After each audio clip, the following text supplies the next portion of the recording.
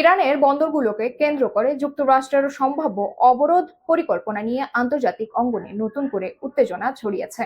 এতে বৈশ্বিক জ্বালানি ও বাণিজ্য বাজারে বড় ধরনের অস্থিরতা তৈরি হতে পারে বলে সতর্ক করেছে ক্রেমলিন। রুশ প্রেসিডেন্ট কার্যালয়ে ভাষ্য, মার্কিন প্রেসিডেন্ট ডোনাল্ড ট্রাম্পের পরিকল্পনার পূর্ণাঙ্গ চিত্র এখনো স্পষ্ট নয়, তবে ইরান সংযুক্ত জাহাজ চলাচলে নিষেধাজ্ঞা আরোপ কিংবা কৌশলগতভাবে গুরুত্বপূর্ণ হরমুজ প্রণালী ঘিরে বিস্তৃত অবরোধের সম্ভাবনা উড়িয়ে দেওয়া যাচ্ছে না। এদিকে রাশিয়া জানিয়েছে ইরানের সমৃদ্ধ ইউরেনিয়াম গ্রহণের প্রস্তাব তাদের পক্ষ থেকে এখনো বহাল রয়েছে, যদিও এ বিষয়ে এখনো আনুষ্ঠানিক কোনো অনুরোধ পায়নি মস্কো।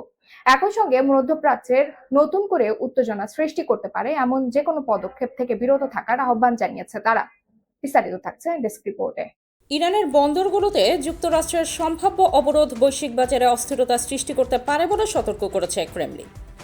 রুশ প্রেসিডেন্ট কার্যালয় এক বিবৃতিতে জানায়, মার্কিন প্রেসিডেন্ট ডোনাল্ড ট্রাম্পের পরিকল্পনার বিস্তারিত এখনও পুরোপুরি স্পষ্ট নয়, তবে এতে ইরান সংযুক্ত জাহাজ চলাচলে নিষেধাজ্ঞা বা এমনকি হরমুজ প্রণালী ঘিরে বৃহত্তর অবরোধের সম্ভাবনা রয়েছে। রাশিয়া আরও জানিয়েছে, ইরানের সমৃদ্ধ ইউরেনিয়াম গ্রহণের তাদের প্রস্তাব এখনও অকার্যকর রয়েছে, তবে এ বিষয়ে এখনও কোনো আনুষ্ঠানিক অনুরোধ পায়নি মস্কো। একই সঙ্গে অঞ্চলটিতে উত্তেজনা বাড়াতে পারে এমন পদক্ষেপ থেকে সবাইকে বিরত থাকার আহ্বান জানানো হয়েছে। এর আগে পাকিস্তানের ইসলামাবাদে যুক্তরাষ্ট্র ও ইরানের মধ্যে দীর্ঘ আলোচনা কোনো চুক্তি ছাড়াই শেষ হয়।